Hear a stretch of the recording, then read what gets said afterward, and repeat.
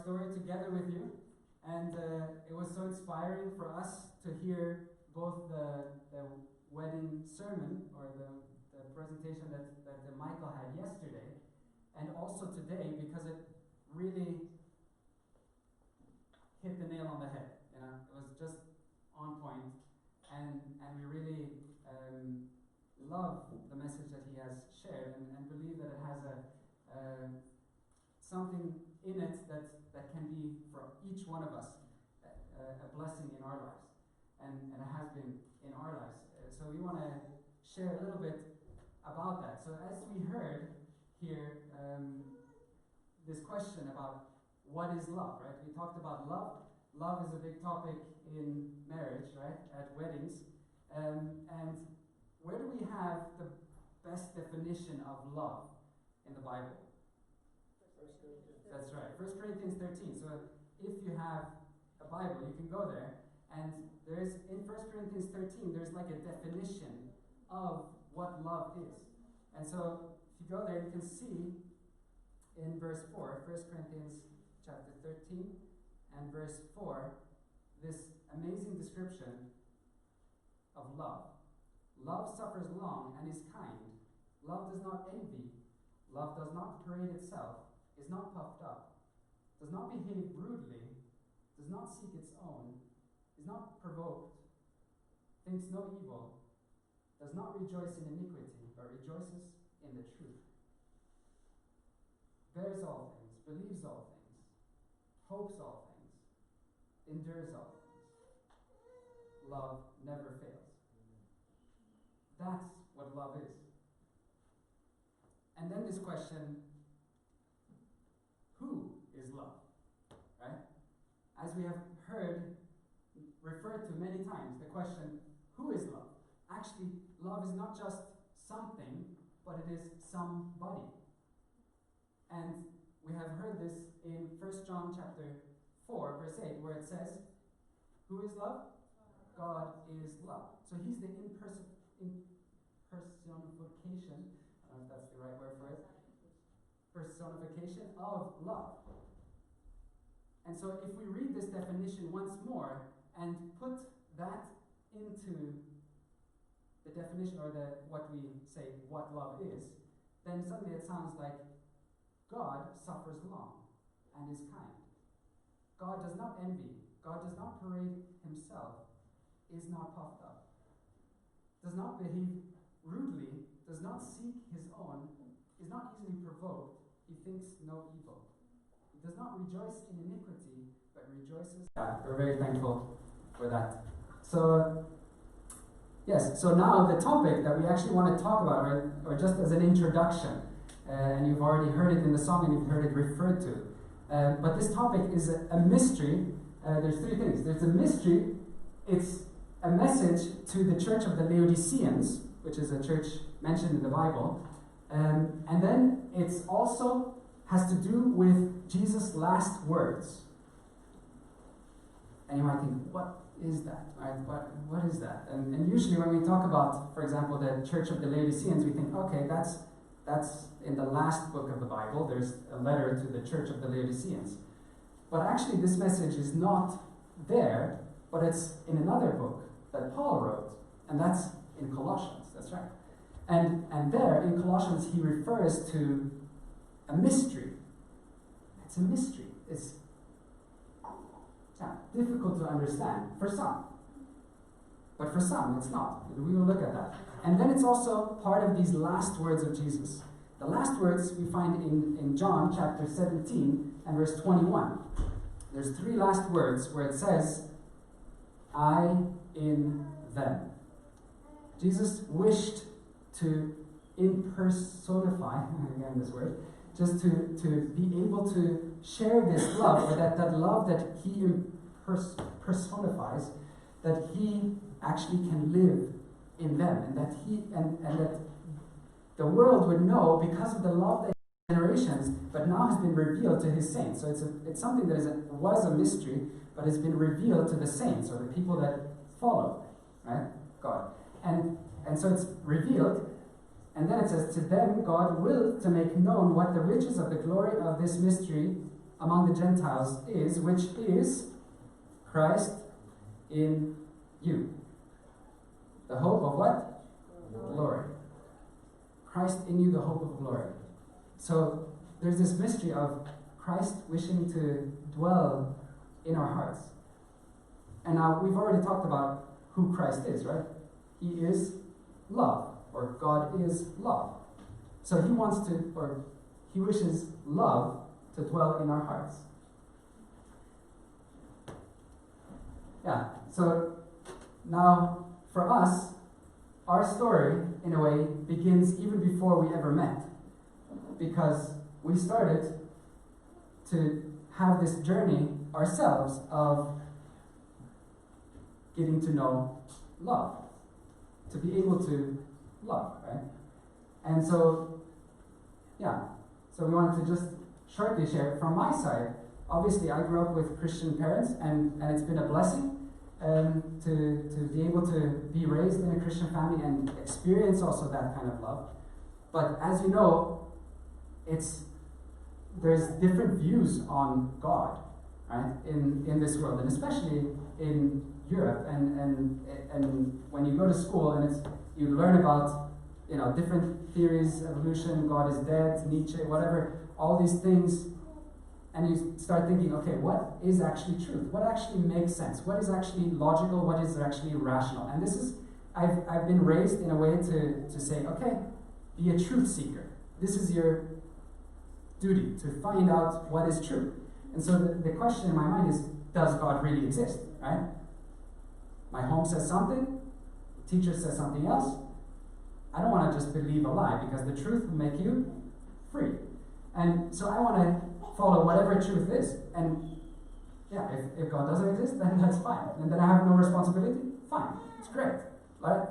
Then I can do whatever I want. Doesn't matter, right? And then, but on my journey, I was looking at this question, does God really exist? And I found something incredible. And I think it's really, really telling. And then the next question is, what religion is true, right? How does God reveal himself? Is the Bible trustworthy? Is the Bible a revelation of God? And then the last question, what does it mean actually to be a disciple? So all these questions, these 4 questions, does God exist? These have been in my mind and wishing. And for me, at least from where I'm at the moment, right? I'm still a truth seeker. I'm still open to go wherever the Lord leads. And now, together with my wife, wherever the Lord leads, or wherever the truth leads. And so, but from my experience, I can just say, it's an amazing journey to try to ask those questions and to find out, is there actually, are there solid answers to these questions? And it's been such a blessing for me to experience that, so I want to encourage that. So how is it for you? Yeah, I was also raised in a Christian home, but still for me it was not that it was clear that a God or that Jesus or whatever you want to call it does exist. That was in the environment I grew up, not really in my mindset or view. And still, from I remember when I was small and a teenager, it was also hard for me not to believe that there is something higher power or more than just human beings. But that was kind of the secret I had in my heart. I never really talked about it with anybody because that was never a topic. But it was always a topic that went on in my mind. And for me, it was interesting because I studied all these different religions and found it very interesting to study about the Buddhism, about the Sikhism, about the Muslim belief, all these different religions. I found it very interesting and inspiring also. I saw many good things in all these beliefs while I was studying it and trying to be a good human. And still, when I realized at some point, and when I got to know young Christians, that I actually never really studied the faith of the Christians, like the Christianity, don't really know why, but I never really studied it. So I went more into that as well to get a picture of all of the different kind of religions, and that Christ, what comes from Christian, that Jesus Christ, when I started to study about this man when he lived here on earth, was something that really touched my heart and changed my life actually, because he was what I saw, the way he lived, the way he treated people, the way he interacted, the way he was born, in a barn, was just amazing for me to see. Okay, it's not about just looking nice and the outside appearance, but it's so much deeper. It's about a life of service. It's about a life of giving yourself in the end and helping the people here to live a better life. And he was just so much more than a good human being, so much more than a prophet. Yeah, he was God, since he could do things, how he healed people and how he treated people was so amazing for me. And also to realize, okay, in all these different religions, there are many good things, and I appreciate all of them a lot. And having good conversations with different denominations or people from different denominations. But that difference, what Michael also shared, really affected me to see and realize, okay, it's not that you need to do something, this or that, to be accepted or to be loved. That was so different with this Jesus, to see the way he loves, the way he treats human beings, the way he treats you and me. It's just that he accepts everybody the way he or she is. And that was so precious for me to get to know that I stick to that faith, because that really reached out to my heart. Yeah, and so with that background, or meeting, in a way, the answers to our questions in regards to also, love, you could say, or who God is. This statement here, being knit together, or that their hearts may be knit together, encouraged in love, is so amazing, because now we both went on a journey individually, and then we are being knit together, and I started learning a little bit about knitting, as some of you might know. I started knitting last fall, some things, and you'll see some pictures of that. But I just realized as I was knitting, I was thinking, this is interesting, being knit together in love. There needs to be somebody that's knitting, right? And you put two yarns together and you make a beautiful image out of that.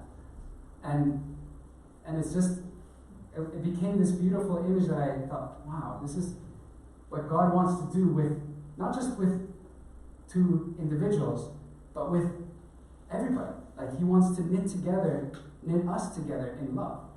And that just became so much more real in that experience. And we also wanted to put it into our logo, if you haven't noticed it yet. It has our two initials in it, right? JD. But you can see what it has in the center? Cross. That's right. We want to have the cross at the center, right? Being knit together in love with the cross there, right in the center. And so that's what we want to share now, a little bit about, actually how God has knit us together in love, slowly but surely.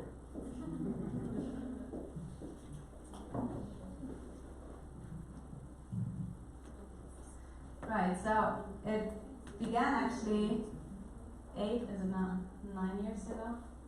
2012, 10th of February 2012. Yeah, so that was actually our beginning, as Michael already mentioned yesterday, that mission schools are a blessed place, because that place here, and that's why it's also so special for us to celebrate our wedding weekend here at Chisaya Mission School, because we met 2012 February, first time when Jeremy just became a director at Matheson, mission school in Norway and visited all the different mission schools around Europe to just get to know the other mission schools and learn from each other.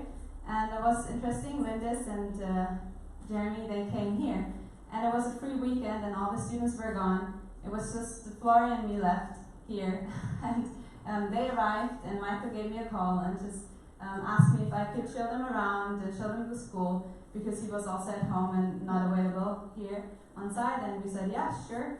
And so that was our first interaction where we met, and I remember that I was pretty amazed and impressed by Jeremy from the very beginning, because he was 23 years old at that time and director of such a school already, and it was impressive to see what God can do and in which position to be.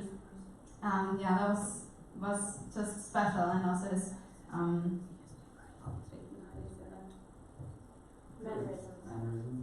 mannerism. Yeah, so that was just nice, and that was our first interaction. And then Michael was inspired by that visit. We welcomed them or invited them to come to Norway, and he's like, yeah, sure. So they came in May with the whole school. So they came up here to Matheson. This was the first time Josiah came and visited Matheson. In May. What I forgot to say is I was student that year when he came. I was student here at the mission school. That's right. And then, we were in the same place. You might see where we are, minding our own business. And not really interested so much into each other. At that time, trying to ignore each other. No. But at least we didn't, it was acquaintances, right? We knew about each other, it was pleasant, but not more than that. And then we got to know each other more here or there at events. They came to Impact Scandinavia. That was 2012-13 over New Year. But then actually when the time came where there was a little bit more going on than just acquaintance, it was in 2015 at the GC session. And from my side, I started to be more actually open to the idea, maybe a relationship could be an idea. I hadn't really been interested in relationships or those kinds of things before that so much. But then, I met Diana and heard a little bit about her story, how God had led her, just what she also shared now, and it fascinated me and got my attention. And thought, it's interesting. It would be interesting to get to know her more somehow. But I didn't really know how. But I did have her email address. Somehow she wanted some documents, or like some more people wanted documents that I had access to. So I sent it to the whole group, but then I also had her email address, right? So I just sent. She thanked me for the email, went to the whole group, and so I just continued on that 2-3 times. And then at some point, she was like, hey, actually, I don't stay in contact with guys just for being nice. And I was like, oh, that's interesting, that's attractive, because it would have been nice to be, somehow in a natural way getting to know her, but I was in Norway, she was somewhere else. So I was like, well, how do I get to know somebody, right? So that troubled me a little bit. You can share from your side, maybe. Yeah. That's fine. Said everything. So that's that part. So basically, I felt at least, and I didn't have enough where I could say, hey, let's start a relationship. I had my questions about also some things that made me hesitant as well, and also she had things that made her hesitant, and so at that time we felt God said, wait. Maybe I can share something. It was a bit of a challenge for me because he texted me, right? And from the beginning, I was impressed, as I said. I was not very much like, I want to go into a relationship or in these lines. I was just impressed by him and thought, this seems to be an interesting man. But at that time, when he started to text me, I had my focus actually at somebody else, and then he texted me and I was in trouble. And yeah, thought of it back and forth what to do, but I knew, okay, I want to be honest. And so I need to tell him, okay, no, there's a border not to cross, because I first need to figure out about this other guy. And then, just to be honest. And so that's why I was quite straightforward, out of respect also for him, actually. And afterwards that got, clarified, and there was nothing, never happened anything. But for me it was then clear, and I could see that. And then I thought, okay, no, it was too late, unfortunately. But yeah, laid it in the Lord's hands. Yeah. And I, out of respect, didn't want to contact her anymore. So that was that. And then we both individually had a relationship in between as well, and had our own experiences with that, which was, I think, very interesting and educational. And then you can continue sharing on. Yeah, as Jeremy said, after that previous relationship I had, I was like, as it can happen, to connect emotionally also quite strong. That was also the case in my previous relationship, and when I broke up, it was really difficult for me, also emotional-wise, and to understand that whole story. And yeah, the dream maybe a woman also have, to the secret dream to just have one man or boyfriend and then marry that man, or I don't know, these things I think I also had wished for in a way. But anyways, I ended up breaking up, and then while I was struggling, after that I went to India with Flori, visiting my dad.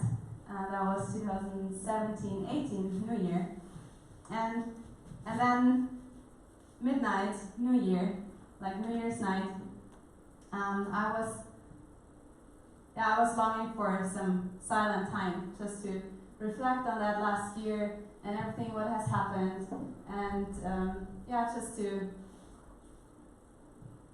pray also, and to talk to God about these things, what has happened. And I did that, and I also told God again, like, I don't understand all these things. Why did you allow all these things? Why did it happen? And I just had many questions.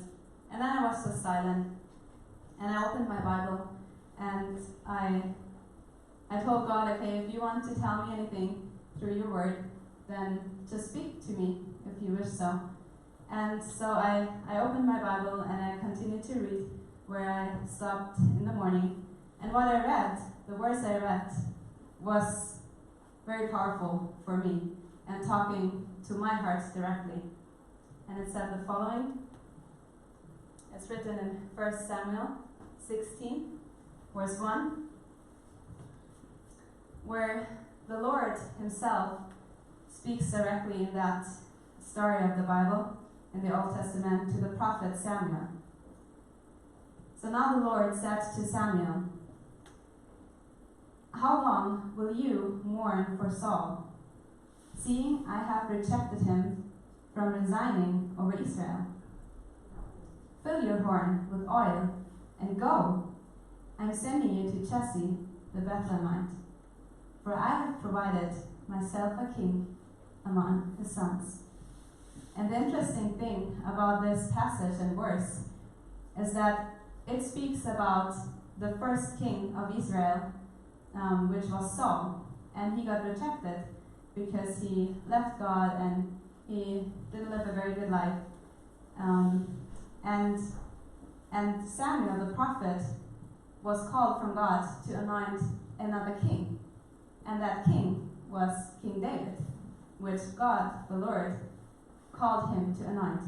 And for me, it was like a promise. Okay, that previous relationship didn't work out, but for me that was kind of personal promise from God to me that He already chose another king, and He has prepared, even though I don't know Him yet. Yeah, and then that was New Year 2008, 17, 18, right?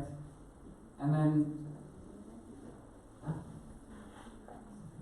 yeah, and after that, like a couple months later, then in 2018 in spring, I was also taking some time in the morning and talking to God, praying, and suddenly that thought came to my mind that 2015, when Jeremy actually reached out to me, I was not open. I was not even willing to seek and to understand what God actually wants me to do. And I just knew where my focus was at that time, but I was not open and to see what God might have in store. And that thought bothered me quite a bit, realizing that.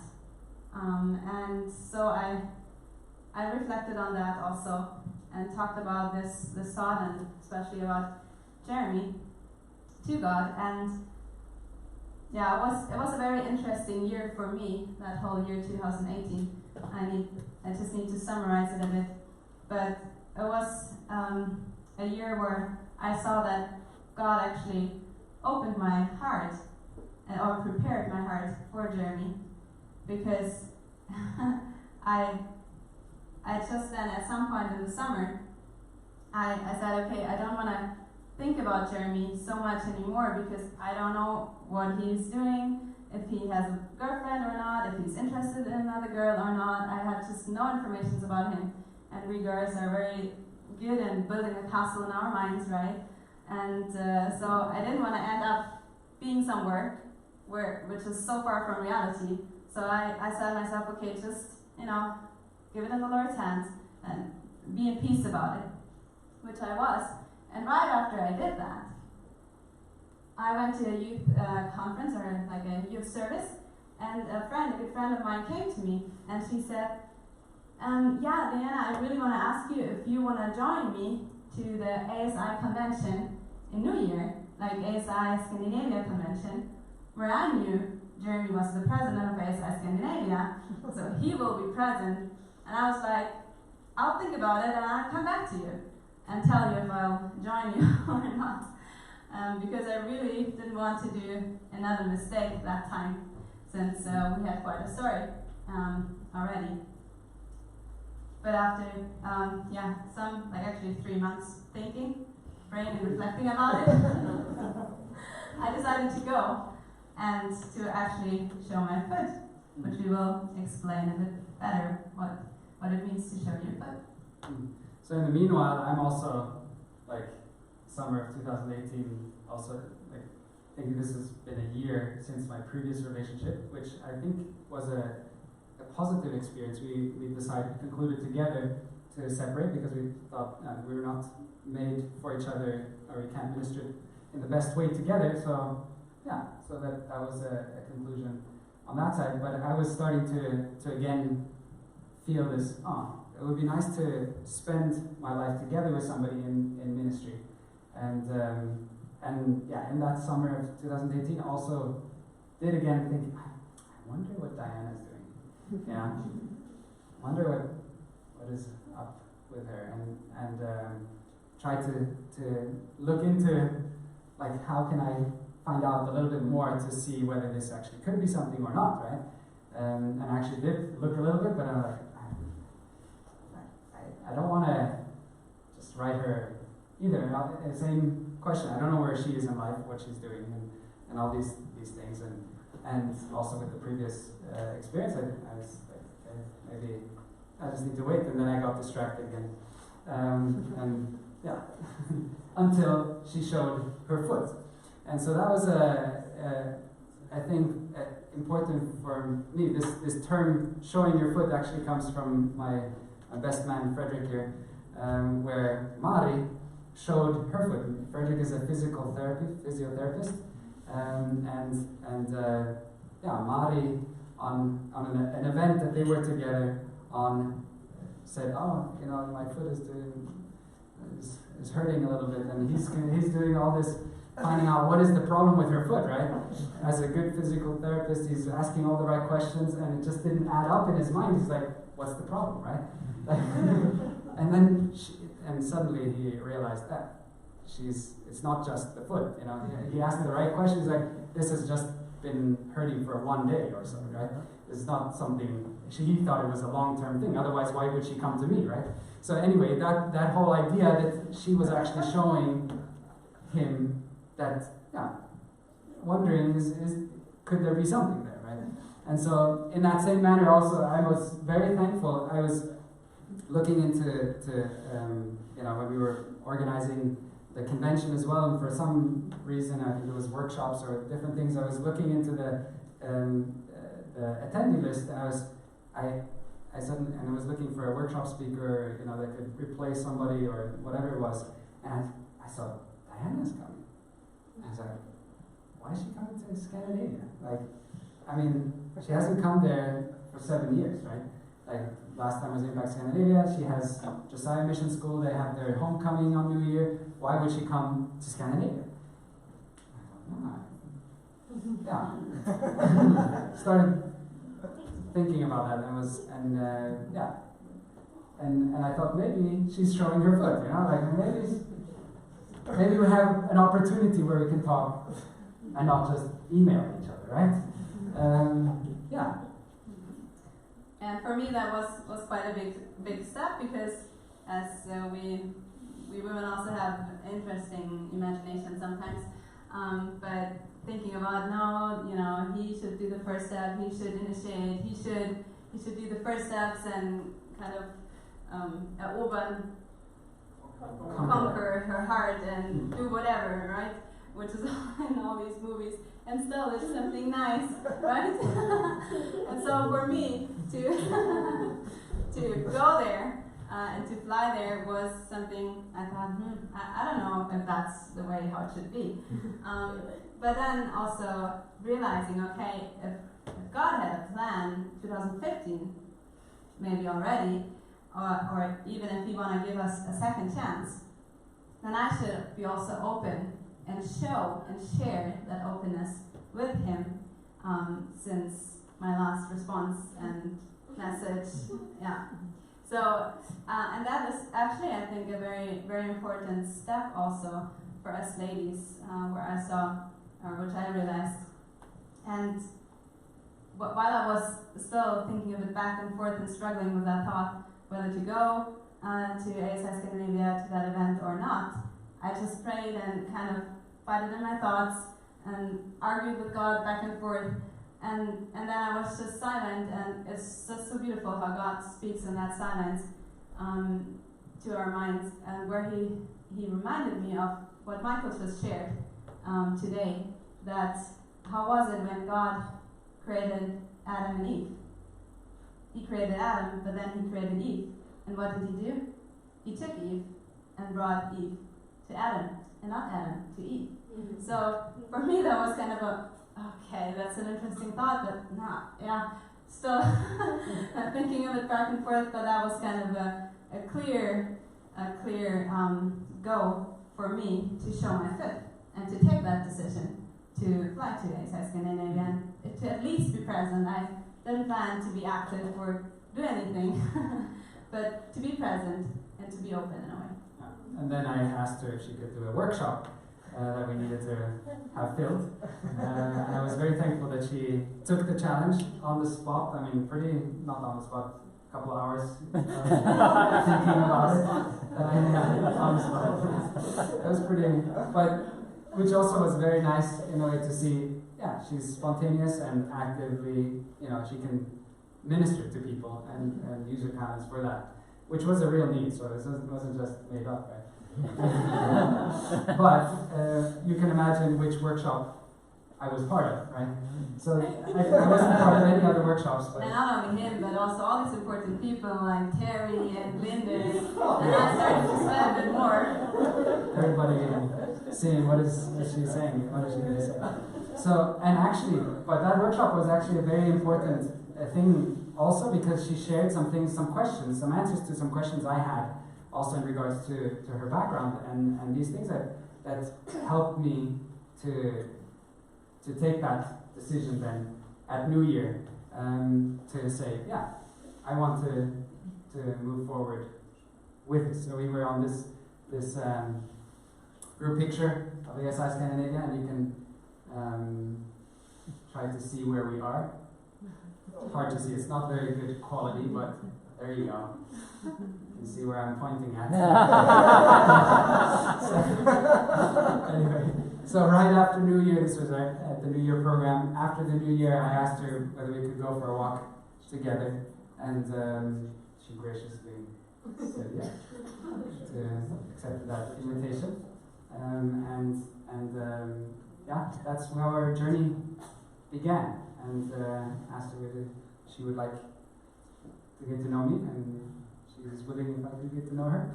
So, yeah, that was nice. And so that was the beginning of an actual courtship, as we would call it, like the courtship start. Then, after that, I obviously went to visit home, the family. Yeah, actually didn't mention this, but you know, already in 2015, after the GC session, also we went to Impact Kempten, and that was like an event here in Kempten, of course. And I was obviously already interested in her, or like had questions about her, and so I interrogated Christine, the mother, a little bit about her, and she saw right through me. Yeah. So, but that was a story. But now finally we could get to know each other in a collective way, right, all together. Here, just some pictures. First pictures here of our courtship. This was on the 4th of January or something like that. It was the first picture together like that. Yeah, so that was nice. And then we started, we're there in Switzerland. Remember these girls? Huh? You made the hole, right? The igloo. That's it's a special day for us. Starting in a way our public courtship. And then here, what are those? The first flowers I got from Jeremy. What I thought were magnolia. Right? Looked like magnolia to me. I didn't know what magnolia was, but her favorite flower. But at least, yeah. It was plucked by him, so that was very special. And then visiting family. Yeah, going on mountains together. Yeah, Stockberg, you know. And learning to cut my hair. This was a nice event. It was in my parents' house, and getting training from my mom. And I think that's when Diana won my mom's heart already. Yeah, it was very nice. And then we went on different weddings. Larissa and Andre, made the cake together, ministered together. Here was Christine and Uli. That was that wedding, the picture was taken there. And here, obviously, Doris and Michael, sister Diana.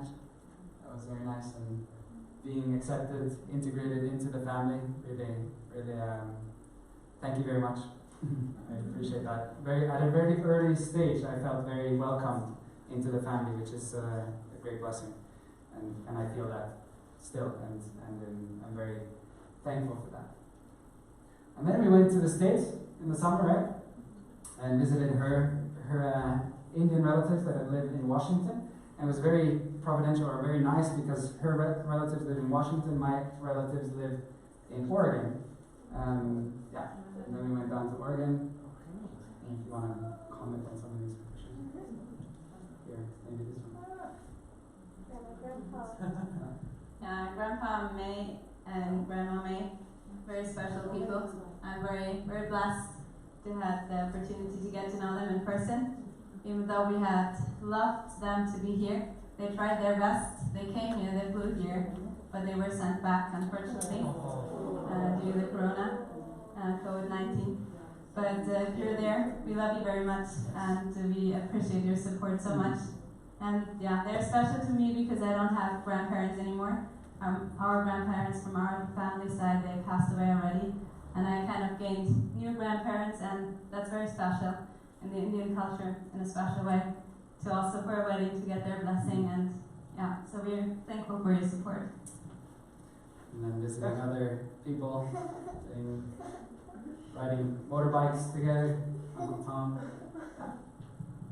enjoying San Francisco, Portugal, Sadus, going to GYC, traveled together, sunset. And then they came to Norway, finally in September, August, actually, together with the mom, and you heard yesterday also, right, how beautiful the weather is, and how beautiful the nature is. But you're very welcome to come and visit, and you can come and canoe together with us as well. So any of you that want to come, we have a guest bed, where we want to welcome you to Norway. So that was very nice. And Maybe just an addition. I mean, Mommy shared yesterday already in the speech in the evening that how special that time was, and I can just confirm that what Mommy said. For me personally, that was the most romantical place where we have been in our relationship or courtship. And that's just amazing that God placed us directly there, that we got a house there. That's kind of our backyard, we call it. Yeah, it's just amazing. God is so caring and so lovely. And then we went on a half marathon with Christine. Yeah, very good. We visited Daniel and Sylvia. Really appreciated family worships also with the kids, and going on hikes in the Norwegian fjords. Yeah, beautiful nature. Going on other events and hike camp.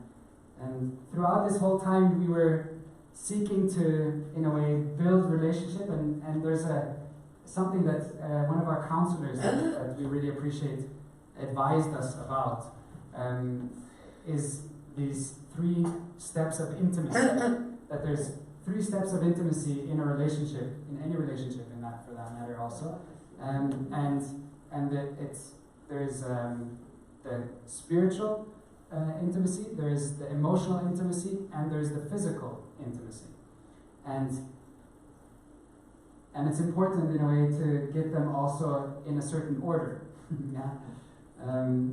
Usually the world can flip them upside down or have them a little bit confused here or there. But at least for us, it was really a blessing to be able to in a way go in this order and get to know each other in that manner. You want to say something on that? So that was obviously for us an important thing. We took those steps seriously. We had those first 4 to 6 weeks where we were just asking questions to each other and wishing to find out, is there any deal breakers or something that doesn't make sense, for us to actually be together and wait with emotionally connecting also before, so that we can still have the mind over the heart, as we call it, right? So that we can actually take reasonable decisions even in this difficult time of when you're in love or feel in love, right? Then it's hard to reason sometimes. But it's nice with emotions, but it's good if they can be followed or can be supported by your brain, right? And allowed for. And that's what we've experienced as a great blessing to actually allow those emotions when they are in a safe environment. And the same applies for the physical intimacy, obviously, that is obviously, we waited a long time, or have waited, especially with physical intimacy until now, also marriage, which has been a great blessing as well, and respecting each other and wishing, as I say, for me, Diana is a special flower, a beautiful flower that I don't want to destroy, because who knows, if we don't stay together in our courtship, then what am I going to leave her with? How am I going to leave her? Is she going to be all messed up? because I was not careful with her? You know, or is she going to be still whole, integrate? And that's in a way the desire that I have is to make sure that if things don't happen, obviously love is always a risk. There's always going to be hurt if one is going to part ways. But how can I minimize that? How can I make sure that that flower can stay whole until it is ready to be plucked, which it was yesterday. That's really nice. Yeah. So we're really, really thankful for that. Yeah. Then came to the engagement part. Yeah, it was a special time. I was starting to think, when should I ask her? Right? And we had a special time in talking about weather, right? We had this window of opportunity in December, where I was going to be at home, she was going to visit our family. Actually, the whole family was going to, the Dean family was going to come and visit to my family in Switzerland, and that was an opportune time. I'll leave it to you.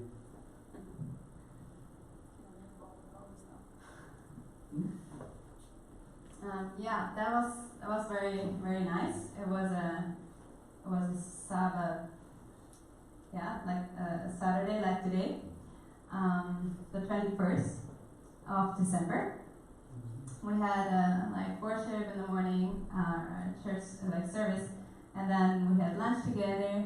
And after lunch, the kids, like Jenny's kids, they called me into the living room and that I should come. And I thought, okay, that sounded interesting the way they asked me to come. Something is going on. And then I went there, and then they started to read some poems Jeremy wrote on like small red hearts. And that was kind of leading me through the whole engagement with many hearts, with many short poems. As he is a poet, you could already see that yesterday very well. So he wrote many poems, and the first indication was kind of to find a gift in the house, which he hid somewhere, and the kids should lead me towards the gift, or help me to find the gift with hot and cold and where to go. And so that was exciting, that was nice. and finally I found the gift, and it was a nice, warm Norwegian pullover. I don't know how you call it in English, but yeah. Sweater. Like a sweater, yeah. Norwegian sweater. And then the next poem was to get dressed and to stay warm and to make my hair nice, and then you're ready to go. And I was suspecting something in these lines then already. And so, the thing I had to do is to follow the eyes of my prince and to see where he will lead me to, and where his eyes will lead me on this journey. And so I was carefully following him on the side and tried to see where he looked at. And so the first thing I saw is that he looked into that direction in that place, and then I went there and I found a first gift. And then I opened that first gift, and that was a beautiful glove. You can see here on the right side, and that was something Jeremy already mentioned and talked about. And that first, give me the first one. Yeah. So that was the first gift, and glove I opened, and I thought, wow, that's very special, very nice, very beautiful. And there was a special message on the thumb, and you might not be able to read it from there, but it says Legacy OL 2. So that's an indication for Colossians 2. So Colossians 2 you heard quite some time this weekend already. and that's the verse we chose for our wedding, that our hearts may be knit together in love. And so that was my first challenge to figure out what it is about. And then we continued to walk in the forest, and then I found a second gift, and that was a second glove. And I thought, wow, that's nice. Thank you so much for 2 wonderful gloves. And then this one was all wrapped. I couldn't see, and I was not allowed to open that one yet. And then we continued the journey, and ignorant I thought I just got like 2 nice gloves. But then there was a third glove coming, which was also very nice. And as you see, it's a couple glove. Actually, like this, you can see it better. And so there's a nice message, and then here is that special message I had to figure out. It says like, here the different letters where it says that our hearts may be knit together in love, journey, Diana and journey. Yeah. And then I realized, okay, that's homemade, but I first of all underestimated my Prince & King. But then I figured out that actually he made it all himself, which really impressed me. Yeah,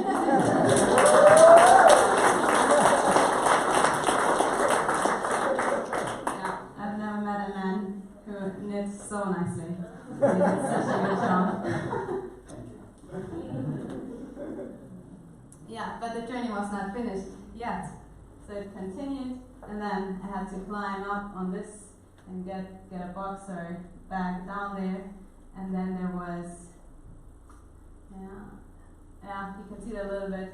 There was a blanket and hot chocolate, like pear chocolate, drink and tea and snacks. So that was very nice because it was quite cold in December, even though there is not much snow.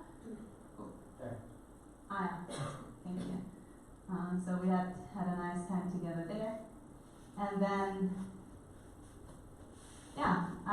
there was also another very important and special gift, actually the poem, where he then I opened the gift, and he took the gift, which was also written on a birch bark, yeah, thank you.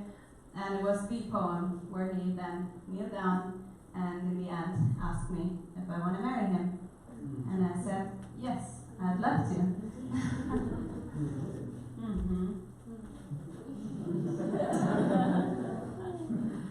And that was special and very nice. And thank you. I was then, after I said yes, allowed to open the thumb of the second glove and gift, and there you can see what he said the first time then actually to me. I don't know if you can read that. I love you. Right, where he said, I love you. Yeah, and as you can see, we were quite intentional about the steps, like to connect first on a spiritual level, and then more and more on an emotional level, where he was very careful not to damage me, as he's calling me his flower. And then we're also physical intimacy, like holding hands and these things, started to build up more and more, and it was nice, a nice progress. But it doesn't stop. This man is always surprising me, or was and still is, with very neat and nice things. Those were our engagement rings, and some of you already know that those are special engagement rings. It looks like gold, and it was also in the jewelry shops. They guessed what kind of material it is, and they also said it's gold. And it's actually Nordic gold, but Jeremy will share more about it. So I figured out that he made it himself, our engagement rings. Do you want to share, or do you want to? Okay. So he made it out of a 50 cent, like 50 euro cent piece. He made 2 beautiful beautiful rings, our engagement rings.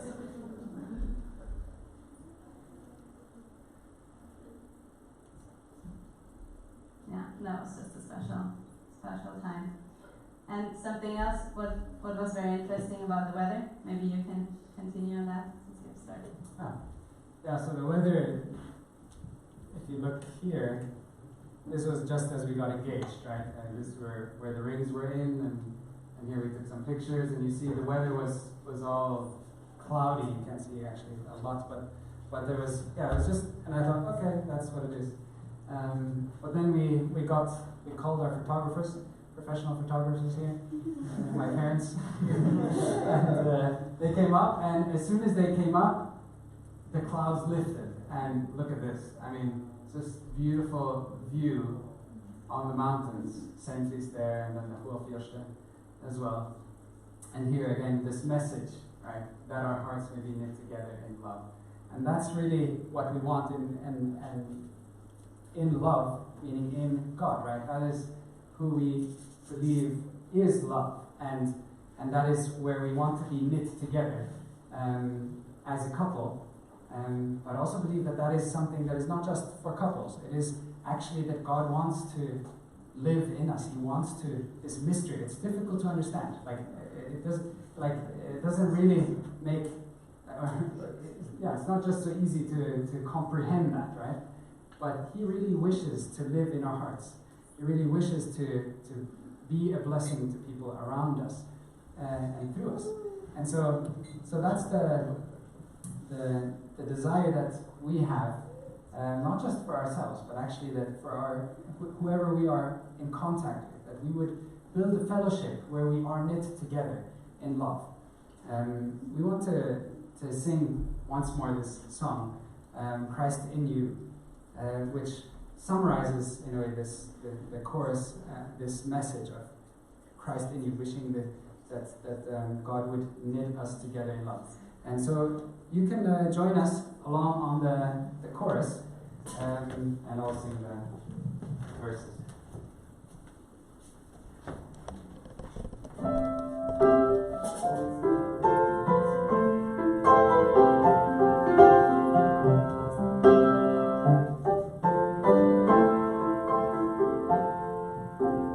God showed us a mystery, but it's not so difficult. Actually, I have the words up there. And if you get the clicker, you can click it.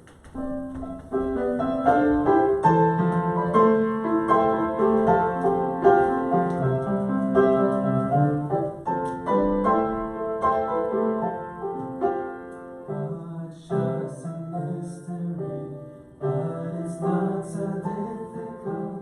Message is directed to the letter C, and to teach His disciples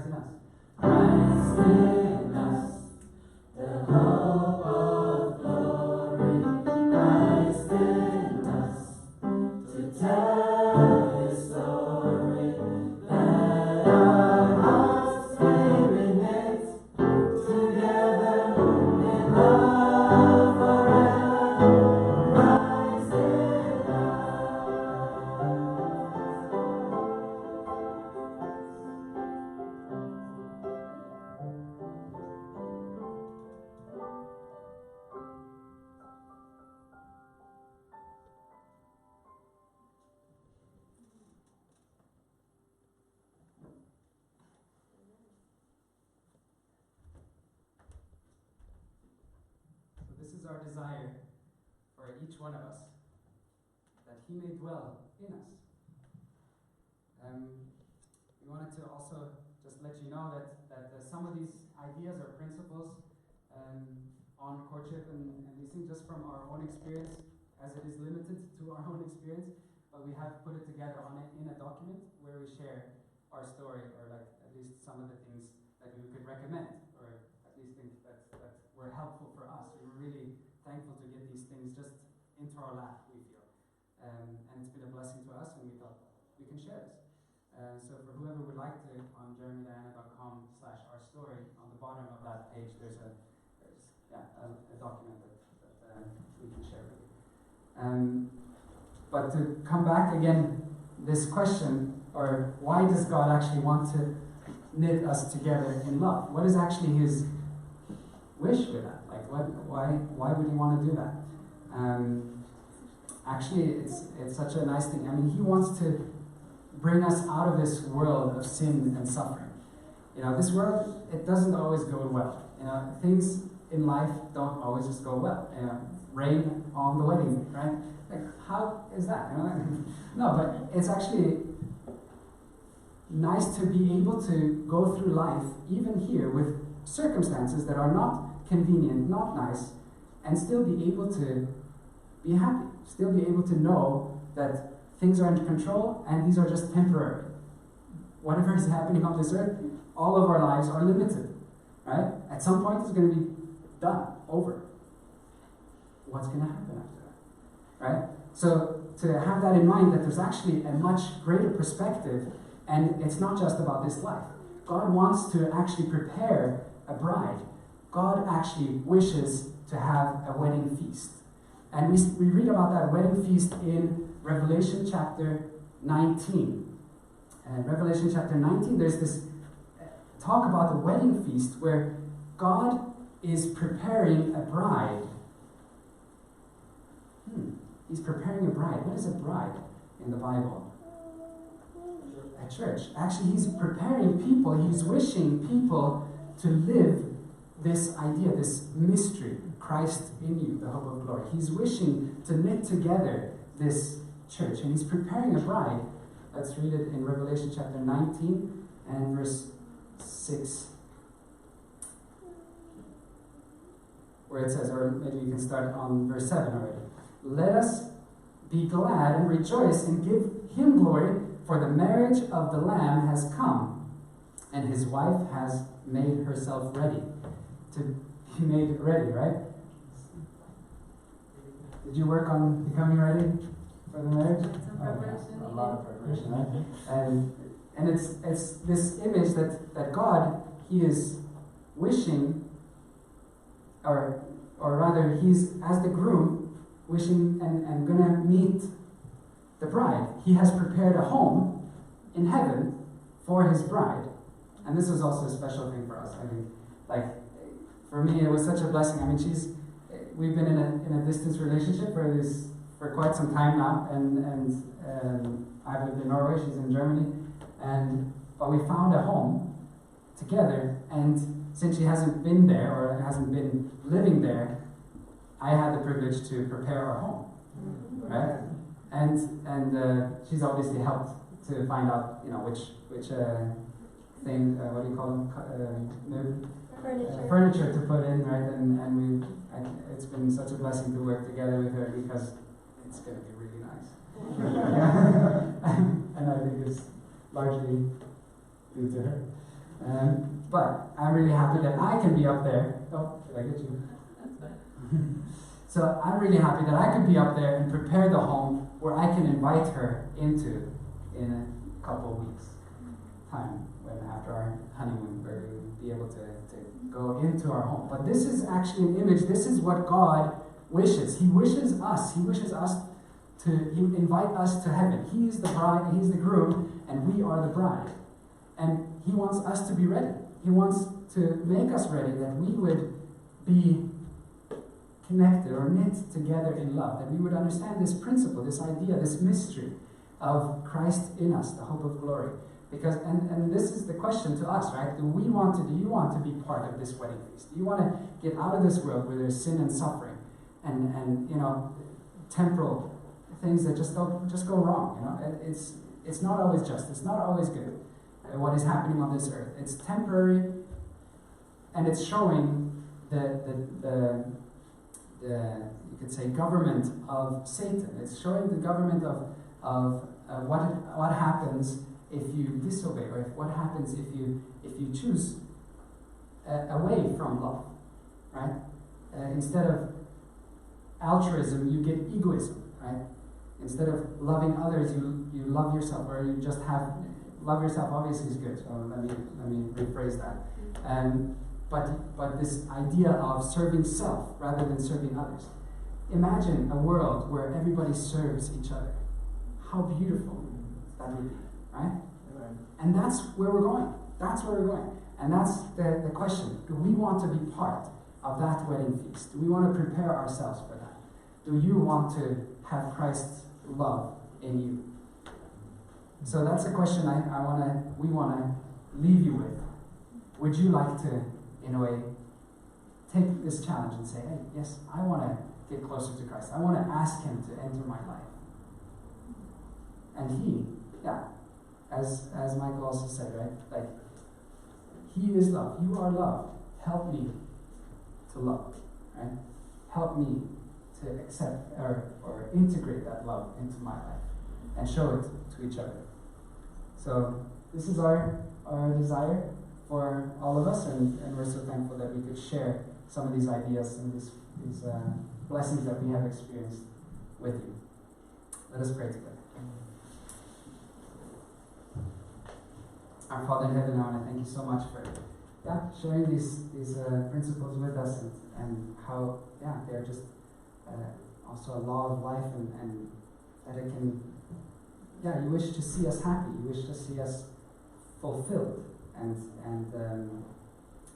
we want to pray that you would infill us with that Spirit, with your Spirit, that we could love each other, that we could have that, receive that from you, and can be prepared for that marriage feast that is soon to come, where you will bring us out of this world, where there will be no more sin and no more suffering. Pray this in Jesus' name. Amen.